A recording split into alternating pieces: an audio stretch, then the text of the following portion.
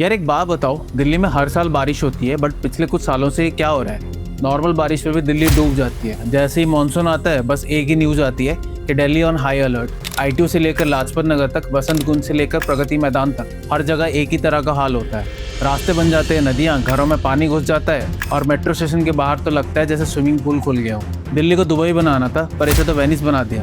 Last year जुलाई में मुखर्जी नगर के coaching centre के बेसमेंट में जब पानी भर गया तो उसकी वजह से 3 स्टूडेंट्स की डेथ हो गई। This is not normal guys, ये बहुत बड़ी प्रॉब्लम है। आखिर हमारे शहर जो इतने बड़े बड़े प्रोजेक्ट्स, फ्लाईओवर्स और मेट्रोज बना रहे हैं, वो 2 बूंद बारिश के पानी संभाल क्यों नहीं पा रहे? और आज हम इसी की बात करने वाले हैं कि आखिर क्यों हर साल दिल्ली बारिश में डूब जाती है और इसके पीछे असली वजह क्या है। तो इसको समझने के लिए एक सिंपल एनालॉजी देखते हैं। सोचो आपके हाथ में एक ग्लास है और आप उस पर पानी डाल रहे हो। पानी को निकालने के लिए कोई पाइप नहीं है तो क्या होगा? ऑब्वियसली ग्लास भर जाएगा और वो ओवरफ्लो होकर पानी बाहर गिरना शुरू हो जाएगा। दिल्ली के साथ भी एग्जैक्टली यही हो रहा है। हमारी सिटी का ड्रेनेज सिस्टम, वो ग्लास का पाइप काम नहीं कर रहा है। लेकिन क्यों नहीं कर रहा? उसके 3 मेन रीजन्स है और ये सारे एक दूसरे से जुड़े हुए हैं। पहला और सबसे बड़ा reason, Delhi is now a concrete jungle. हर जगह रोड, फ्लाईओवर, बिल्डिंग। पहले जब बारिश होती थी तो पानी ज़मीन में अब्जॉर्ब हो जाता था। पेड़ पौधे और कच्ची ज़मीन पानी को अब्जॉर्ब कर लेते थे। लेकिन अब पानी को अब्जॉर्ब होने के लिए जगह ही नहीं है, तो सारा पानी बस रोड्स पे कलेक्ट हो जाता है और ड्रेन्स तो पहले ही ब्लॉक है। हमने दिल्ली की ज़मीन को सीमेंट और टार से पक्का कर दिया है, इसलिए बारिश का पानी ज़मीन में जा ही नहीं पाता। हमारी सिटी जो पहले एक स्पंज जैसी थी, अब एक प्लास्टिक शीट में बदल चुकी है। अब जब पानी को ज़मीन में जाने की जगह नहीं मिलती तो वो कहाँ जाता है? ड्रेन्स में। पर हमारी ड्रेन्स वो एक अलग दुख भरी कहानी सुना रहे हैं। एक तो दिल्ली का पूरा ड्रेनेज सिस्टम ब्रिटिश एरा का है। जब दिल्ली की पॉपुलेशन 10 से 20 लाख थी तब उस हिसाब से सीवर्स और ड्रेन्स बनाए गए थे। आज दिल्ली की पॉपुलेशन 3 करोड़ से भी ज़्यादा है और हम उसी 100 साल पुराने इंफ्रास्ट्रक्चर पर डिपेंड कर रहे हैं। मतलब हम फ्यूचरिस्टिक बिल्डिंग्स तो बना रहे हैं पर गटर 100 साल पुराना है। और फिर हमारा ड्रेनेज सिस्टम फ्रैगमेंटेड भी है। दिल्ली में 3642 किलोमीटर के ड्रेन्स हैं। इन्हें 5 अलग अलग एजेंसीज मैनेज करती हैं। अब जब इतने लोग एक ही काम कर रहे हैं तो कन्फ्यूजन होना तो बनता है ना, जिसका नतीजा होता है ड्रेन्स क्लॉग्ड रहते हैं। प्लास्टिक बैग्स, कचरा, कंस्ट्रक्शन वेस्ट, इन सब से हमारा ड्रेन भरा हुआ है। हमने अपने ड्रेन्स को ड्रेन नहीं, कचरे का डब्बा बना दिया है। अब इस प्रॉब्लम का एक और बहुत इंपॉर्टेंट फैक्टर भी है, यमुना नदी और उसके आसपास की ज़मीन। यमुना के आसपास की जो ज़मीन होती है उसको फ्लड प्लेन कहते हैं।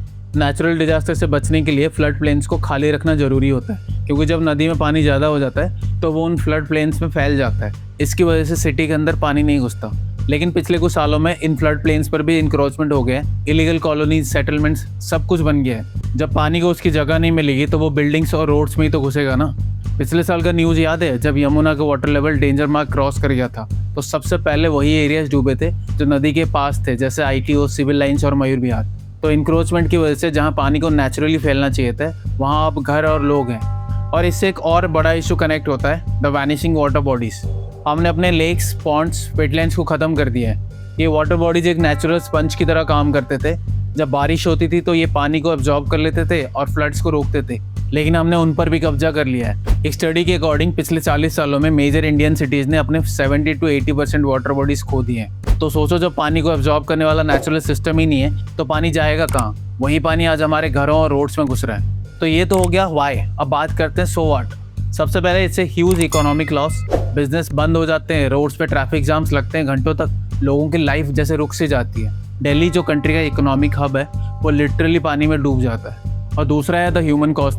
Think about the poor people living in low lying areas. उनका तो सब कुछ चला जाता है। उनकी जिंदगियां हर साल एक थ्रेट के नीचे से गुजरती हैं। और हेल्थ रिस्क अलग से, जमे हुए पानी की वजह से मलेरिया, डेंगू और कितनी सारी बीमारियां फैलती हैं।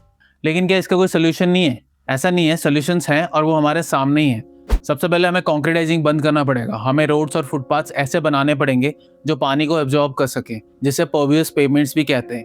ग्रीन स्पेसेस, पार्क्स, गार्डन्स, इनको बढ़ाना होगा। दूसरा है ड्रेनेज सिस्टम। ड्रेन्स को साफ करना सिर्फ मानसून से पहले नहीं बल्कि साल भर का प्रोसेस होना चाहिए। एक यूनिफाइड कमांड स्ट्रक्चर होना चाहिए जो सब एजेंसीज को कोऑर्डिनेट करे। और सबसे इंपॉर्टेंट, ड्रेन्स को कचरे का डब्बा बनाना बंद करना होगा। अपने घर का कचरा सही जगह डालो, प्लास्टिक या वेस्ट को ड्रेन्स में मत फेंको।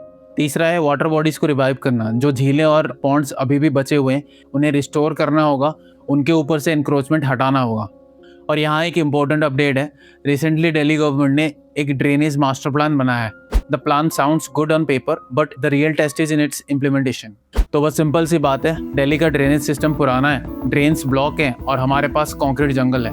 और जब तक हम इन 3 चीज़ों को ठीक नहीं करते तब तक हर साल दिल्ली के लोगों को इस पानी की मुश्किल से गुजरना पड़ेगा। आप बताओ आपके एरिया में फ्लडिंग की सबसे बड़ी वजह क्या है?